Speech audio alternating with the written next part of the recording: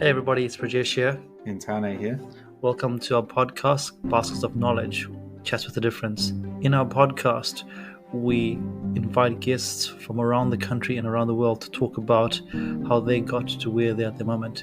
It's about a journey, it's about an experience, it's about their life. Kia ora koutou, everybody. Welcome to another episode of Baskets of Knowledge. Once again, it's just me today. Why? Because our wonderful co-host Tane is over in Australia having a fantastic time. It's his first time overseas, so he's embracing it. And I've been watching social media, and he's really enjoying watching the NRL. So go him. As always, we try to share what we have learned over the last week. And last week, I was really privileged to be involved with International Coaching Week. And I managed to facilitate and present 3 seminars over the week there. One of the big learnings that comes back to me is one of the presentations was one of my colleagues, Mirin. She spoke about the topic of the inner game. And that really resonated with me and reminded me of that great book. If you haven't read it, the inner game basically says we have two selves, self one and self two. And whenever we want to do something, self one is the voice of doubt.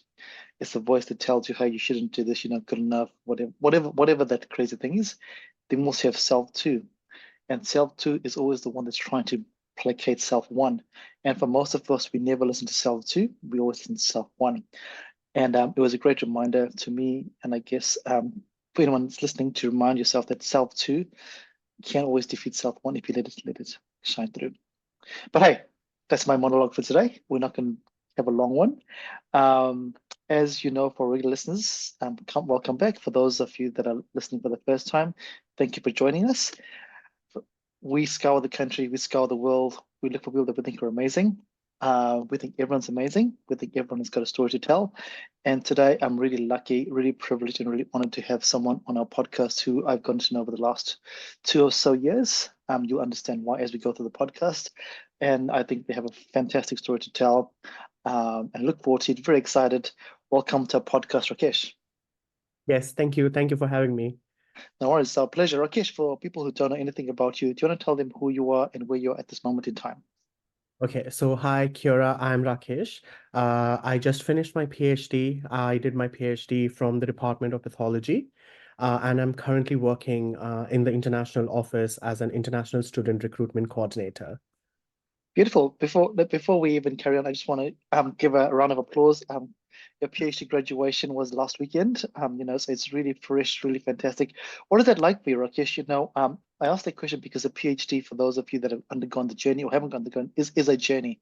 It is quite a journey. What is it like for you as they called out your name, Dr. Rakesh, and you walked across that stage there? Oh, I don't know how to express that. Like, I have been waiting for that moment for like last 4 years during my PhD. And I think that's the moment that kept me going, the end product where they would call out my name. And ironically, my name was called out first because of my last name. Yes. So I went on the stage first as well. But it was really surreal, Prajesh. Like, I don't know how to explain. Like, when I had my friends, unfortunately, my family couldn't be here from India, but I had my lovely friends who came down from Australia as well. They Oh, were wow. here supporting me, and they were sitting right opposite me. So as I was walking the stage, I could see them, and it was just like so good because they kept yelling my name, and it was amazing. Like, it lasted for 10 to 15 seconds, I guess. And then when I got my degree and I was sitting with it uh, during the ceremony, I was just like, I can't believe it's over. Like, even now, I can't believe it's over. I always have that preconceived notion in my head that, oh, I have to work on my thesis. I probably would have to go to lab. But yeah, it's over, but it's been incredible. I Yeah, enjoyed. again, congratulations, because it is quite a feat to do that there. So muchos respect to you and for your journey. But let's rewind right back. So this was happened 2 weeks ago. If I met Rakesh in India all those years ago, and I said to her, someone said to her, Rakesh, one day you'll be doing a PhD in New Zealand, what would you have said to that person as you saw them as a young high schooler? I would have been like, nah, I don't think so. I can do it. It's not my thing. Yeah. Because it sounds very funny now. But growing up, I actually wanted to be flight attendant. I always wanted to be a flight attendant because I love the idea of traveling and stuff like that. But at the same time, I had like this deep interest for biology. I did not do well in like the other subjects compared to what I did in biology. And then once I finished my 12th grade, I was like, oh, I want to get into medicine. In India, I did not think of abroad at all, like at all. I Yes. thought it too far-fetched. I thought like I can never go abroad to study. Like it's a big thing. And also we had that notion that only people with like a lot of money could afford to go study abroad, you know? But then, anyways, I finished my 12th, and then I was like, oh, I want to get into med. But during that time, like my family and I were going through a transition, like we were moving cities. And that's when the rules changed for like the medicine entrance exam and stuff. And I couldn't sit for the exam. So I lost that plot of medicine, but I wanted to do something in medicine. So I did my undergrad in microbiology, like medical microbiology. And then I did my master's in microbiology as well from Pondicherry. And then moving ahead, I was like, I don't think so. I want to do a PhD. I think I want to work more in like a company, like a pharmaceutical company making drugs. Um, yeah, helping with clinical trials and stuff like that. And then I got a job in like an internship in Biocon Pharmaceuticals. I worked there for 6 months. And it's interesting because when I worked there, when I started working there, I was like, this is going to be my life and I want to continue in Biocon. But towards the end of my internship, like I had my guides and supervisors who were like telling me, you're too young to start working, maybe like look into PhD because you have this habit of questioning everything. And I was like, okay, because I kept questioning them about everything that I did, why I was doing it, even if it was like a small thing of like adding a table of salt somewhere. I was like, why am I doing it? And they were like, oh, you're very like question oriented. Maybe you should look for PhD. And then I was like, okay, so I finished my internship. I left Bangalore. And for 1 year, I started applying for PhDs abroad, but it didn't work out. I was 1 year, I was just at home applying for PhD. It didn't work out. Like I did not get any like positive feedback from anywhere. That's when I started doing like a self-reflection, and I was like, maybe I need more experience. And that's when I found a research associate job in Grower Laboratories, which is in Bangalore. They worked with gene therapy, ocular gene therapy. That would have been the first lab that would develop a drug for ocular gene therapy in Asia. So I was privileged to be part of that lab. So I was working with gene therapy. I was doing genetic counseling. I had like patient interactions, and I was there for like almost about a year. And I was like, that's good. I'm here. I'm doing something for like a good cause. My research is valuable. It's like translational research. It's going to benefit the patients. But every time I went and I spoke to a patient, it was really painful because the doctors wouldn't tell them that they would turn blind. They would ask the genetic counselors like us to go and tell them that how and when would potentially they get blind. And it was really painful. And that's when I was like, nah, I can't do this. I think I just want to work in the background. Like I want to Yeah. do research, like more research. And of course, I gained a lot of experience and I started doing my own research, finding out what are the places I can apply for. And then I had to first come down to a theme, like this is what I want to work with. And I decided I would work with cancer because in my family, I lost two people like from cancer. So that was my motivation to work for cancer research. And I started doing all the applications. I applied to multiple places. I wouldn't say I applied only to New Zealand or University of Totally. Otago. Totally. I applied to other places as well. And then University of Otago clicked for me. Like that's what I actually wanted deep down. And I'm happy that I got it. And I got into Anirudh Chatterjee's lab for cancer epigenetics. Um, and it was good. And I think when I got into it, like with full scholarship, that's when I realized that at one point I was like, didn't even think about science or research. It was flight attendant. From there to like a PhD, having the thought that going abroad is only for people who have money, and it's out of my scope. it's too far-fetched for me. Like over that 2 years that I invested in applying and gaining more experience, it was so worth it because I got into a lab that I loved the research. It was everything was perfect after that. So I was just like, I would tell others as well, like, like to work hard.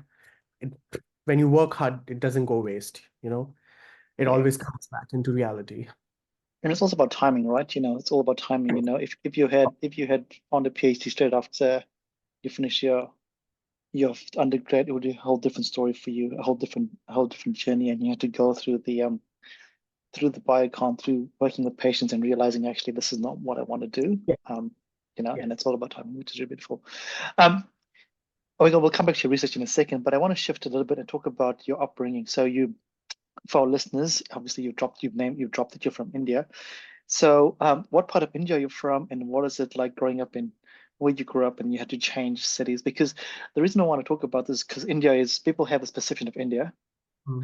and reality versus perception of two different places. Because India is a is a microcosm of amazingness in everywhere you go. And yeah, do you want to share a bit about that? Because obviously you have lived in different parts of India with Yeah, Rio. actually, I've lived in quite different parts of India. Yeah. So I was born and raised in Mumbai. So I have spent most of my life in Mumbai. I studied till my 12th grade in Mumbai, but my family is originally from Calcutta, West Bengal, because Yes. my parents were born there and they work there as well. But after my 12th standard, that's when one of our family members passed away. And then my grandmother wanted my dad to shift back to Calcutta, Yes. because they wanted the entire family to be together because my parents have been working in Mumbai from a really long time even Yes. before I was born. Um, but yeah, so I had to move cities from basically from Mumbai to Calcutta, going back from my life in Mumbai that I was born and raised. It was quite difficult at the very beginning, not just quite difficult, it was very difficult because different cities in India have like different mindsets, different way of living, different way of working. Uh, Calcutta is more like chilled, laid back, but Mumbai is like on the go, so Yeah. yeah, that was the biggest challenge that I had to face, like when I moved back to Calcutta. But yeah, like it was interesting because like I feel like both my parents were working. My dad used to work for like a construction site, and my mom is a singer, so she would travel a Wow. lot. Yeah, she would travel a lot for her singing shows and stuff like that. So most of the times it was just me by myself. Like I remember I used to come home from school uh, by myself, like get all the food, eat myself, clean the dishes, like when I was in fourth, fifth grade already. And I feel like my neighbors and my friends were like our biggest support because we didn't have any other family members Yeah. in Mumbai. So I kind of got used to that life. And then we moved to Calcutta, and it was quite difficult because we started living with family, like extended family, and it was good. It had its pros and cons. But because I wasn't used to living with such a big number of people, like it kind of became difficult for me. But that's why I did my undergrad in Calcutta for 3 years and then decided that I can't live in Calcutta like that. So I moved out and I moved cities and I stayed in different places. Yeah, Oh wow, crazy. And you mentioned Bangalore, Pondicherry. Those are very different places as well, right? For you. it Yeah. is. Like, Pondicherry was good because I did my master's in Pondicherry. It's a beautiful university, beautiful campus, very centralized university. So you have people from like different parts of India. I had the privilege of making some amazing friends, like literally from every part of India. And it was nice. Like it was a tax-free city. So it was like quite nice. And then Bangalore is, of course, like a different lifestyle altogether. And I could like relate more to Bangalore because it's kind of similar to Mumbai, like the work life and stuff. So yeah, like Bangalore was good. Like I have been in Bangalore for like 2.5 years, close to. And then I came here. Yeah. It's really funny. I when I my family, my mom's family is from Bangalore, and whenever I go to Bangalore, I'm like, oh, this is really cool. Like it's very forward thinking, liberal thinking. and then my dad's family is from Gujarat. And if I go up to Gujarat, it's very a Oh, whole different story altogether. So yeah, it's really crazy that the paradox of the two places yeah, is yeah. mind blowing. But that's what I mean about India. The paradoxes from each state is so ridiculous. Indeed. And talking about paradox, India, big city to Dunedin. What is that like for you? Bangalore is massive, and you come to Dunedin with 150,000 people. You've got a scholarship, amazing, beautiful, but the reality is you land in basically a paddock. What is that like for you as a young person? Yeah, so once I got selected and everything got confirmed, I booked my flights and everything to come down to Dunedin. I used to go onto YouTube and then look up Dunedin live walking, and there's this random you guy who makes like videos of just like him walking around Dunedin. And I was just like, I remember watching it and I was like, wow, like I wasn't like, oh no, it will be difficult for me because I come from like a big city Yes. and coming to Dunedin, it's like a small town. Like, how am I going to survive? I was actually like happy. I was like, oh, I need that break, you know? Coming to like a small town with like less people and not tall buildings. And it was nice. Like I remember when I landed on Halloween, which Oh, was great. interesting in 2019. And when I landed in Christchurch Airport, like the entire staff was like dressed in Halloween costumes and Oh, like wow. they were like scaring you as you come out of the plane, which was nice. I was like, wow, this is so cool. And then I had my flight from Christchurch to Dunedin. And while I was landing in Dunedin, I was like, where am I landing? Like, how am I seeing cows like on the runway? Like Yeah. that feeling was scary, actually scary because I was like, am I crashing or something? Like before my journey started.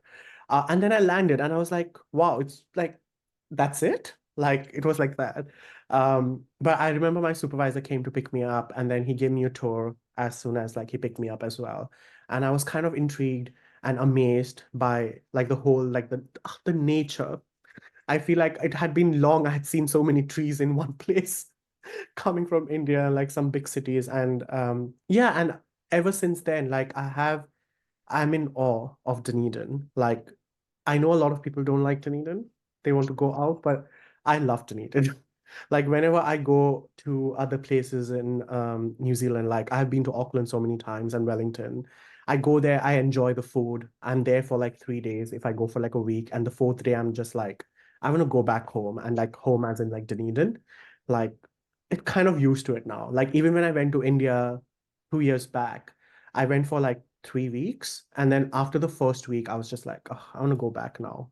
It was like kind of difficult to adjust there. It's Uh, crazy. It's crazy how that happens, right? I think this happens with a lot of us, when you go somewhere for university the first time, like, oh, and then that becomes, you use the word home, that becomes your home away from home because you start building your life, building you're now an adult that's building your life, meeting your friends, living your life, doing things that you do, which is crazy, yeah. which is crazy. And so as we navigate this, what did your family think about you heading away? Because obviously, as you said just before, your grandmother wanted you all to be together, and then you were working away from them. That's all cool, but now to be away for an extended period of time, how did that go with your family sending you Yeah, away? I think my family has been supportive like throughout. Yes. Uh, they they are actually like the main reason for me to come here as well because they motivated me so much that oh you should go abroad. Like when I first talked to them about moving because my mom had traveled around the world because of her singing shows, so she kind of knew how the world is there. She had a basic idea of that. And then in 2019 when I first spoke to them about like I want to move abroad, the only thing they told me like you can go abroad if you want to, like we are not going to stop you, like it's fine, you go live your dreams, study hard. It's just that it would be good if you can get a scholarship. So my Yep. only deal was I need to get a scholarship because I know my parents didn't have the financial stability to fund my studies. Yes. Yep. That's another reason why I probably didn't look for a master's in abroad. And by that time, I had already some of my friends who had tried abroad. So I had talked to them, like I had talked, like no one was in New Zealand, but few of my friends were in Aussie, few of them were in the US. So I talked to them about how things work and how life is there in terms of research. And I made my parents understand that, and they were like, that's fine, you can go. Only until the last day where they were like sad. They're like, oh, you're actually going. But they were very supportive. They were very happy for me to move out and move like a different country altogether. It was emotionally difficult for me as well. Like I was really excited and I'm like to go out. And the day I got my visa, I had to leave home in like a week. And Oh, wow. yeah, because on my visa, it was like you have to leave in this like That's right. time. Yes. Yeah. It's very strict.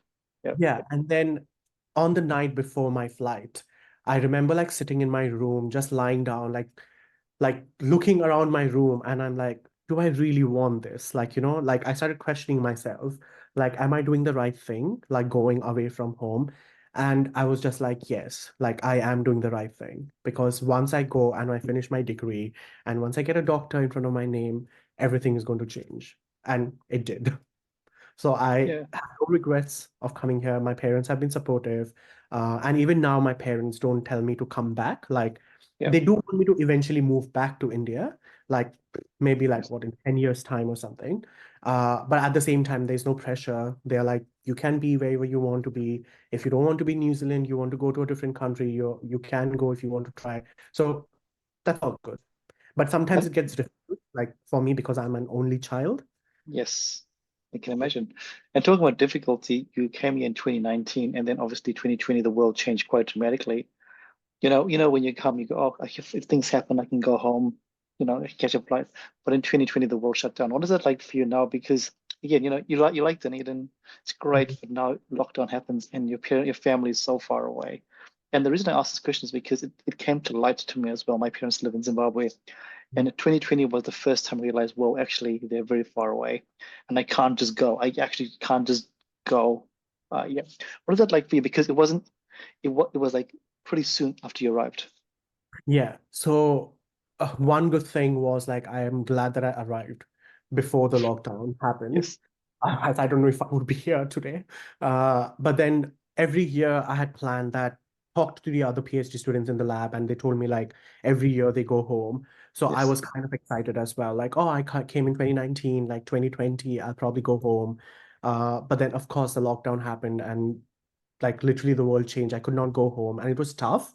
Like it was really difficult for me not to go home. Like it was a really not that great time, like I was homesick, like crazy homesick. I just at one point I was just like, I don't care about my PhD. I just want to go back home. Like, but then I started thinking, like when I used to have this feeling, I used to let my feelings come through, never Yeah. hid my feelings. I expressed my feelings to my friends as well. And I was privileged to have such amazing flatmates. And I used to look at them and they were international as well. And I was like, this is not only me who's stuck in this situation. There are others as well who are stuck in this situation and who feel like giving up and feel like just leaving everything and going back home, but then they are still here like fighting, like struggling and like making it work. And we bonded out there and we were like, yeah, we are there for each other, and we'll be there for our parents as well, how much ever we could. But of course, like going there and then getting stuck again was like we couldn't afford that. Yes. So there was like a lot of back and forth, making parents understand, and they were like scared as well. They knew that New Zealand is really, really far. Like it's not easy for us to just go there. But then eventually, like we got used to that life, and then I visited home in 2022. Yeah. Yeah, it's crazy how that happens, right? And the reality comes into play, but it's awesome that you have people there with you to support you Yeah. along the way. And I mean, everyone struggles. And I think what you said was really good there was that you let your emotions come out because sometimes we just bottle them in. And talking about emotions, we said well done about the PhD, but if you were to reflect back and go, what are some of the challenges in the PhD that nobody tells you about? And I asked this question because when I was doing my PhD as well, nobody tells you about some stuff, and you're like, wow, what is that like for you, and how do you navigate that? So it might not be the topic; it might just be like the loneliness, the expectations, or the assumptions. Yeah, I feel expectations is the main thing. So what I faced, like when I was doing my PhD, was like, I don't know how to put that, but when you start doing your PhD, like people start looking up to you a lot. They think that you know everything, like, or you should know everything. So I feel like that was like a major challenge for me during my PhD, that I always kept thinking that I have to, like, I don't have to let anyone down. I can't let my supervisor down. I can't let my lab down. If I'm doing this experiment, it has to work. It has to give results, like, because they have so much expectations of me. My parents have so much expectations of me. How can I fail? I think this is like the major challenge every PhD student goes through, like potentially in their second and third year. The first year is chill because it's honeymoon. But second and third year is like when you see like the time is going by, and then you start questioning. Like, I'm pretty sure every PhD student would have questioned, are they doing the right thing? Is PhD meant for them? Because you have so many failures during your PhD, like you do an experiment, it fails, and you keep doing it and it fails. Like, there has been times for me, like 6 months I have done something and it has just failed. I have on the urge of giving up, but then somewhere down the line, you have that silver lining of hope that no, it will work, it will work, it will work. And then it ends up working, which is good. And then it fails again. But I feel like that's just the journey. I think I know a lot of people think like PhD is like you just do a PhD, you get a doctorate, and that's it. That's your priority. And PhD was my priority as well. But I think I learned this from one of my other co-supervisors. He always told me that, Rakesh, like, I know you are interested in cancer research, but don't think that whatever you're doing, you're going to change the lives of cancer patients yet, which is true because whatever I did in my PhD is just a fraction of that can be contributed. He told me to look at it as a journey, and I think I did exactly that. Like, I looked at my PhD in an entire journey. Like, okay, I learned so many things. Like, I made wonderful friendships. I learned teamwork, how to collaborate with other people, how to like keep working hard despite of you failing so many times. Like, and now looking back, I'm just like, wow, like 2 years from now, at this time, maybe I was sitting in my lab crying that I want to give up and I can't do this anymore. But I just kept on going, and I'm here today, like done with it and dusted with it. So Yeah, I think that's these right. are the small things that people don't necessarily tell people, and which is fine, I feel like, because you experience it on your own. 100%. And I like that because it's the expectation that the expectation is also the expectation you put on yourself. And nobody has told you that. Nobody has said to you that you're going to be the expert. No one has said that to you, but you have this expectation that I should know, I must know, which Yeah. is crazy. If we go back to the stuff I said, the stuff self one and self two, this is your self one saying to you, hey, Yeah, you should know, you should know. But your self two will be like, actually, you don't have to know. It's okay. You're still starting a journey, but it's hard. Like you said, there's no, if I told you that, you're like, yeah, whatever. You don't know who I am. I'm fine. I'll be okay. So like you said, it's we go through that in a different way. Do you want absolutely. to? And one of the beauty that I when I see you, Rakesh, and when I see you around, you're always so happy and your energy is always positive, which is really um really awesome to see. Is that something that you've always had? Is that who Rakesh is, or is it something that as you've grown up and actually wait a minute, my demeanor is going to be someone who's always smiling and a positive Mhm. um demeanor, I guess. Mhm. No, I have always been like that. Yeah. From from a kid, like from school, I have always been like that. Like, when my parents used to go for the parents teachers meeting, I remember my teacher used to always tell my parents like, oh, he's so nice, he's always smiling, sometimes a lot talkative. Like, I love talking. He's quite talkative, but it's pretty chill. Like, he's like always smiling. He's making everyone laugh. I think I've always been like that, and I just want everyone else to be like that as well. Not that you can't, like, you have to fake it. Like, of course, there are times when I'm not in that zone of like Yes. smiling and having a good time, and that's okay. You Yeah. know, I, I'm not putting up a show for everyone. I'm just doing this because I like it myself. Because I think it brings me so much joy if I'm just like walking on the streets and I'm like smiling at someone and they smile back at me. And it's just like so nice. Like, I feel Yeah. like there was this one time when I think it was like in Singapore airport or something. And I think I was just like so sad that I'm like going coming to New Zealand, I'm leaving home. And I was just like walking by myself around the airport. And then there was this like really old couple. They came to me and then they like asked me if I was fine. And I was like, Oh, I was not. Like I told them like I'm missing home. And they were like, that's fine. And the way they spoke to me with like a smile on their face, and they told me as well, like, you have such a good personality. You don't know like what you can bring, to someone's life. And they themselves were going through a really tough time. But the way they talked to me, I was like, I can't believe that. And I have got this from like a lot of friends, like not trying to sell posts, but then they have told me like me being around and just smiling and talking to them like makes their day beautiful. And I feel like everyone should do the same thing. Like, it doesn't take a lot out of you to just be happy and like smile. But at the same time, when you're not, you should let someone know. I have always done that. Like I have talked to people, I have taken professional help as well when and when required. And I think that all has contributed to how my personality is now and how people know me now. yeah, and I think, like I said before, I said that, this is the person they know, the person they see, but also it's natural. You can tell when someone's faking it. It's very easy to tell when someone's faking it, and that's a testament to you. And talking about a testament to you, your PhD is one part of you, and like we said, that doesn't define who you are. What are some of the cool experiences or things you've got involved in now that since you've moved to New Zealand? Things that you're like, wow, I would never have done this before, but now you're like, wow, this is something that you really enjoyed or a passion of yours. Oh, okay.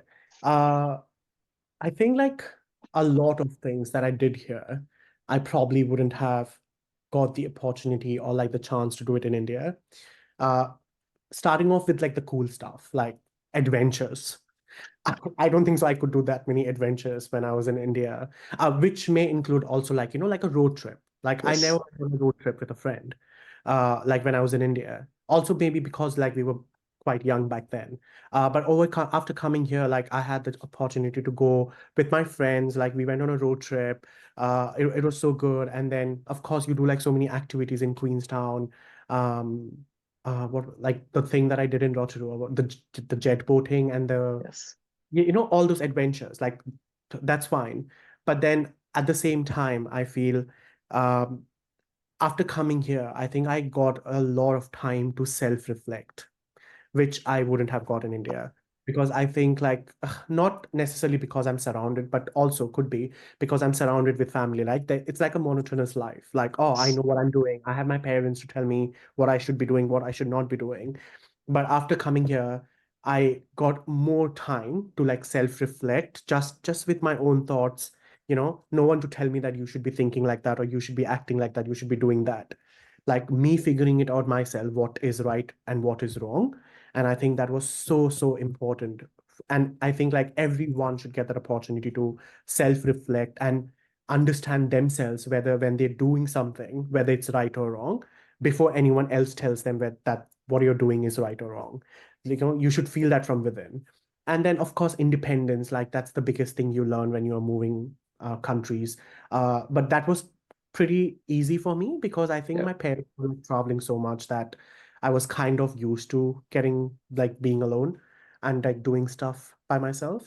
Um, and yeah, I think like, and the other things that I took part in, like lab demonstration, like I enjoyed lab demonstration. I love, love, love teaching and talking to students. Like when I did lab demonstrations, again, I was not just talking to my students about lab. I used to go and talk to them about like other things as well, like what they want to do in life, and uh, talk to them about my journey of a PhD if they ever wanted to do a PhD, but also being supportive towards them for what they want to do and like helping them navigate stuff, which is outside my job description. But I think it's still important because the student would have someone to confide to, like, to talk to about what they want to do. And I've had some amazing students like who are now my very good friends as well. And yeah, and then of course, hands-on Otago. I think hands-on Otago was like a new concept for me because, and I think like that's such a cool concept. And I wouldn't have ever been to do this in India. Like, I have no idea of what that means in India. But the fact that you like organize and host students to come and see how the uni life is. And I was privileged to be part of that life. I think during that 1 week, I made such amazing friends. That's how I met you as Yes. well. So I think I have met like some amazing people, like lifelong friends, and like also learned how like things work, in general, and how it is like to get like taking care of like students, and like it was beautiful. So I think these are like some things that I probably experienced here, which I think I wouldn't be able to experience anywhere. Yeah, and I guess that's a testament to taking advantage of opportunities. The opportunities are there. So, and this is a common theme through our podcast episodes where all our guests have just taken an opportunity. Yes. It might be out of the comfort zone, but they're still going to give it a crack and see what you go. But I like what you said about, when you're doing your PhD, you had lots of time to reflect. I remember one of my supervisors said to me that whenever this is the only time in your life when you're a young person that you have the time to do what you want. And a lot of the time is just going to be because when you're doing any research-based stuff, it is your research, and you can sit in an office and you can do. When you have a job like 9 to 5, you have to do your work, right? Yeah. Whereas if they were Yeah. like with a PhD, you can just sit and self-reflect, whether it's on yourself, whether it's on your subject area. It's a pretty special time, and I think I agree. I think everyone should have time for a sabbatical where they can just reflect and think about where they are, who they are, where they. Otherwise, we're just on a roller coaster. Oh, sorry, a hamster wheel. Absolutely. We'll just keep going. Yeah. Yeah, Because and by then the end, you feel like confident as well. Like, like when you're yeah, self-reflecting and you're thinking that, okay, these are the things that I did in life in general, not just in your PhD. Like, this is the thing that I did. Okay, I was walking down the street and someone needed my help and I helped them. Did I do the right thing? And when you start self-reflecting so much, you start to realize how beautiful and good and kind of a person you are. Like you need to believe that yourself first, that yes, you're kind, you're beautiful, and you bring in so much joy rather than people telling you, you know what, Rakesh, like you're such a good person. But deep down, if I feel like I'm not a good person, it's not going anywhere. So I think that's so how true. like self-reflection should be. And that's the time when I self-reflect my negative things as well. Like no Yeah. one's perfect. And I still think like, oh, maybe if I should have done this, I shouldn't have done this. But it's fine. I learned. What did I learn? I'll make sure that I don't do it next time. You know? Yeah. Self-reflection. Yes, obviously. Should have, would have, could have, and then you go, right, cool, should have, would have, could have, but what did I learn? That's the main thing. And then so what a great segue for this now, because should have, would have, could have reflection, but now you are lab, lab, lab, lab, lab, and now your role is not in a lab at all. It's the total opposite of being in a lab. It is now working with young people that might Yeah. choose to come to university or not. And what has that been for you like? Because you said at the start that research at the this is just a phase of your life at the moment, and you've got this job opportunity, which is great. What is it like for you now on the other side, where you are working with international students that are looking to come here, with the proviso that we also know that international students have got to spend a lot of money. But anywhere in the world, if you're leaving home as international student, it's a lot of money. And having been through that yourself, what is it like for you talking to young, I say young people, they could be young adults, there's a whole range. Yeah. So the thing is like when I was doing my PhD, I was also the international ambassador for the Yes. uni. That's when I first got like exposed to this kind of job where you talk to students and stuff. And I actually enjoyed it. Like I feel like so when I was doing my stuff, right, when I was applying for my PhD, I genuinely had no help from Yep. anyone. I feel like I had no idea of how to do things. I navigated it myself. I did research on my own, which is like fine. But I feel like I wish like while I was doing my master's, like I had someone to tell me, like, these are the opportunities. This is how you go to get that opportunity. This is how you navigate. But I had no one. And I was like, I want to be that person for someone who potentially could have literally no one and then decide to give up on their dreams you know and that's when I started like enjoying this job of like talking to students, because it's not just about like me telling them that, oh, you should come to the University of Otago because it's like the best place in the world. It's not about that. It's just about making them understand and making them realize what opportunities that the thing that we can provide. And for me, it's more personal because especially like, so I take care of like South Asia and Middle East, and India is like my major country that I look after. So I know how like the Indian students' mentality is, right? So they see me, they think of me as like if, and I tell them like, if I could do it, you could do it too, right? Because they want to see someone who has been there, lived Yep. their life that they are living, and now is in a different place altogether. So I want to be that person. And when they talk to me about like, or when I talk to them about like applying, of course I'm helping them with their application and stuff like that. But I also talk to them about like other stuffs. And like I'm happy to talk to them later on about other stuffs, about like, say, for example, how they're going to feel like, or like how it's going to be like moving away from home, and whether they think that they're doing the right thing. And I just talk to them about like experiences, like not just like my experience and like other people's experience as well. And it's interesting because it's just been like 6 months or 7 months that I've done this job. And in the last cycle, I remember like few of the students who came to orientation, they were like thanking me so much because they were like, oh, you have been in touch with me till the time I landed my foot in the university.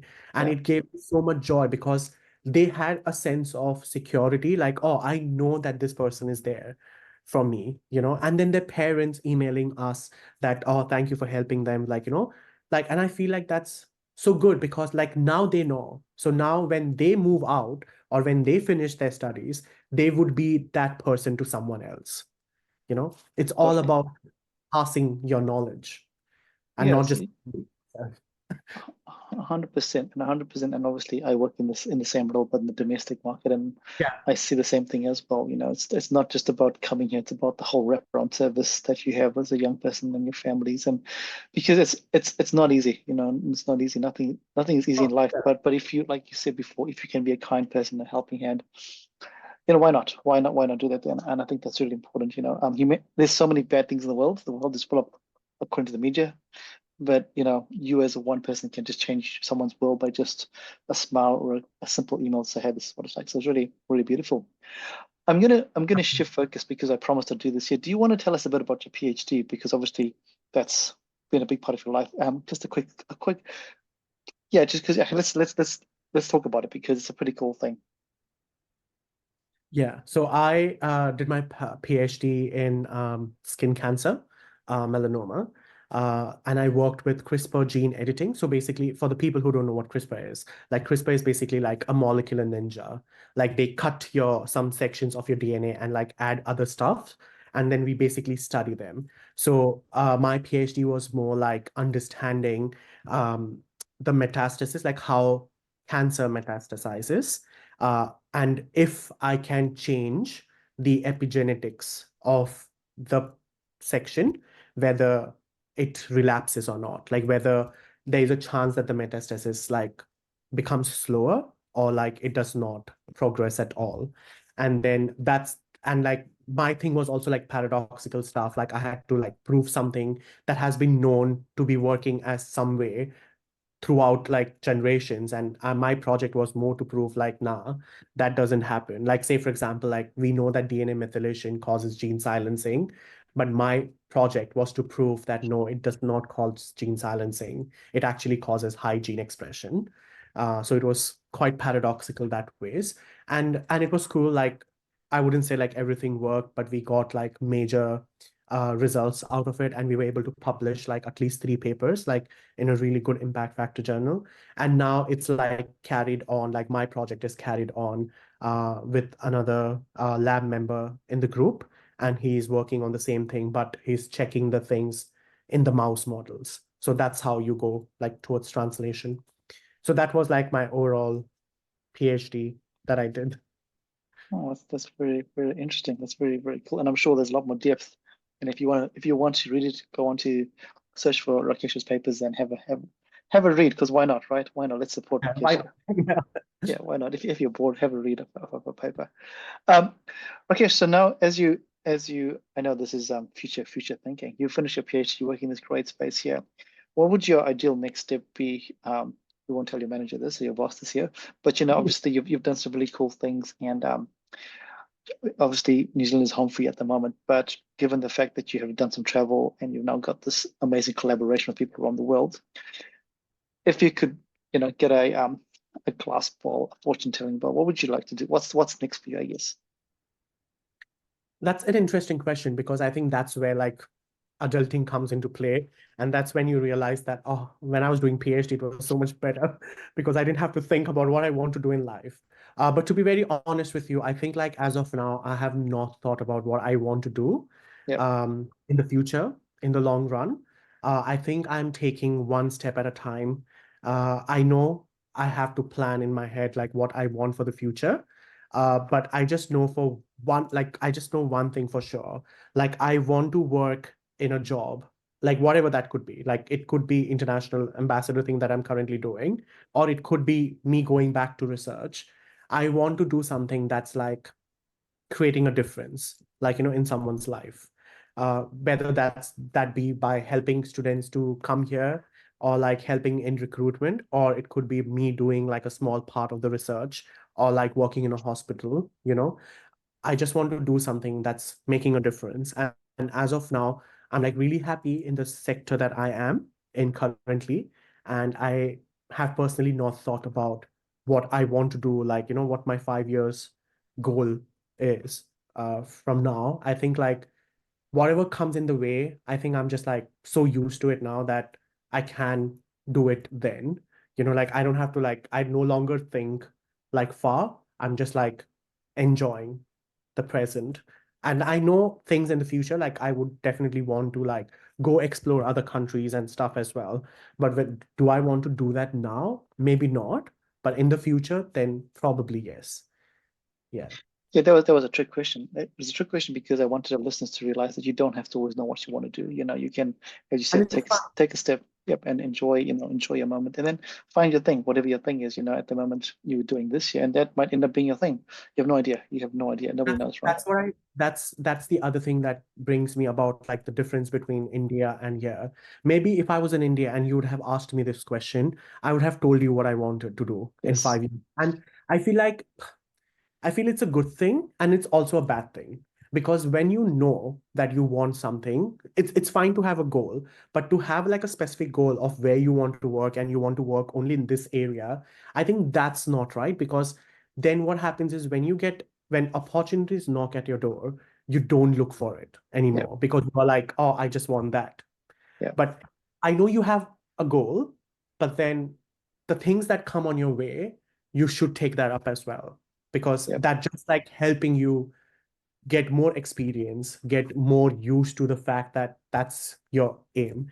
And I think that's absolutely fine of not having a goal set for 5 years from now, what you want to do and enjoying every day as it comes. But yes, like as I'm enjoying every day as it comes, if I get an opportunity and if I think that that's going to be making me happy, because at the end of the day, I want to do something that makes me happy first. Only then I can make others happy, right? And then if it comes, it comes. If it doesn't, like, it's fine.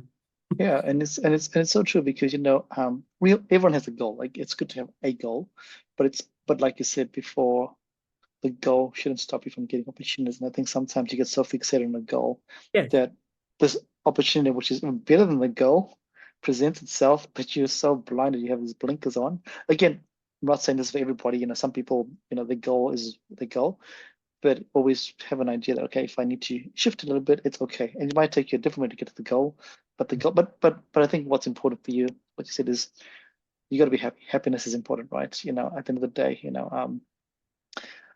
yeah, because as I said before, life has got so many reasons for us to be unhappy. So happiness is important.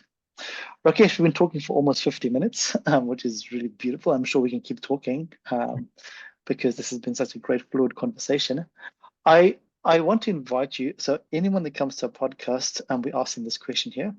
Our podcast is called Baskets of Knowledge. Yes. And every guest we invite on, we ask them to share a piece of knowledge that myself, Tana, and our listeners can put into their basket of knowledge. So I invite you to share a piece of knowledge. This could be from your PhD, it could be from your move over, whatever part of your life. Any Yeah. piece of knowledge you'd like to share.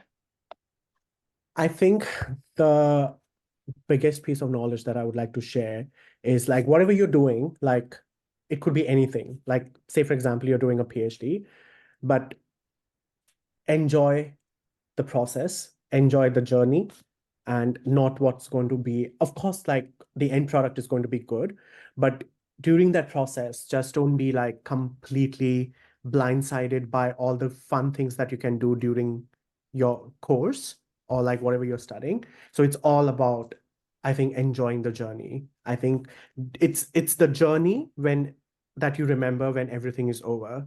Like, of course, now my PhD is over. When I look back, I think about when Helen took my name for like coming and collecting the certificate. But then I learned a lot from what I experienced in that journey. Like today, if I got this job, it's because of that journey. It's because of the collaborations that I made during that journey. It's because of the teamwork that I showcased during that journey, and the friends that I made during that journey, So and like, I think a lot of people should start enjoying their journey, because I know a lot of people who are like, oh, I have come here to study and that's my priority. And it should be your priority. But having said that, it's not right that you don't do anything else, because you have got this wonderful opportunity to be here in a country. It could be any country, it does not necessarily have to be New Zealand, but you have got this opportunity to be away from home. You have got this opportunity to meet some amazing people from different parts of the world. Don't let it go. Like, you would learn so much from so many people, you have no idea. Like, there are times when I do some things in life which I did not learn from my PhD, but I Yes. probably learned by talking to someone, from Yes. like a different country whom I wouldn't have met ever. It's just about looking at the same thing with like different perspectives, and keeping your eyes open and your mind open to different perspectives and enjoying the journey. Yes, that's Yeah, what and I would say. I really like that because you referenced it to a PhD, but it could be to anything. So for example, if if if I just gave you a PhD without the journey, you'd have no satisfaction. You'd be a doctor. I say, hey, Rakesh, you're a doctor. You don't have to do anything. Oh, okay, cool, whatever. If I say to someone, hey, you've got opened up your business, you don't have to do anything. Just here's your business. If I say to you, hey, here's your relationship done. No, nothing to chase. Like you said, the end goal, yeah, the end goal is awesome, but the end goal is nothing without the journey. The end goal is nothing without the conversations, without the ups and downs. And as you said before, a conversation that you would have had about your PhD, but not about your PhD, would have just changed it dramatically. So yeah, I love that. I mean, it's a cliche saying, but it's not a cliche saying because a lot of us don't do that thing. We hear it, but we Yeah, don't do it. And that's important. Yeah. it's very important. I know, like, it's like you're right. It absolutely sounds cliche, because when my co-supervisor also told me, Rakesh, it's about the journey, I was like, how cliche is that? Yeah. But only then I realized, like today, if like that moment when I went to collect my ceremony, in the ceremony, when I went to collect my certificate, I felt so surreal, is because I experienced the journey. If I Yes. didn't have, I would have just been like, yeah, I'm going to get the certificate. I know that because I did a PhD. But Yeah. that feeling of just walking and like having that flashback in your head, like, oh, there were times, sleepless nights, you did not eat well, like, you just like were so depressed, you didn't feel like doing anything, all that things. I'm getting goosebumps. I want everyone to feel that. So enjoy the journey. Yeah. No, beautiful. I think enjoying the journey is a mantra you should have in any aspect of your life. Any aspect Yeah, of your life. absolutely. Rakesh, we've been speaking for, like I said, almost an hour. Any last words before we wrap it up? Anything else you'd like to share? uh just be kind. Yeah, be kind, be nice. it you just one smile can change someone's life to such a big degree, you have no idea. So just be kind wherever possible, just help people wherever possible, and you wouldn't realize, but you would be making so much difference in someone's lives. Yeah. That's another. So we've got two pieces of knowledge, which is great. And I think the second piece of knowledge costs us nothing. Like I said, be kind, smile. The worst thing, someone will just look at you weirdly, but that's okay. It's just part of life, but you can smile and be in. Like you said, just your smile can change somebody's life, somebody's day. So beautiful. Rakesh, thank you so much. I am pretty sure we could be talking for much longer. There's so much beautiful wisdom here. Sorry, what was this? Wisdom. Your journey has been fantastic, and I can't wait to see all the other people that you. I'm not going to use the word influence because influence is a bad word. That you help along the way, whatever the journey pathway is like. And like I said, it's been really beautiful for me to cross paths with you and see the awesomeness that you do, and your energy is beautiful. So, thank you so much. For our listeners out there, hopefully you enjoyed our podcast. If you haven't enjoyed our podcast, go back and listen again because Thank I'm you for sure having you'll me. No worries. I'm sure you'll find something new interesting to enjoy. Till next time, ka kite, be safe, and don't forget to be kind. Bye, everybody.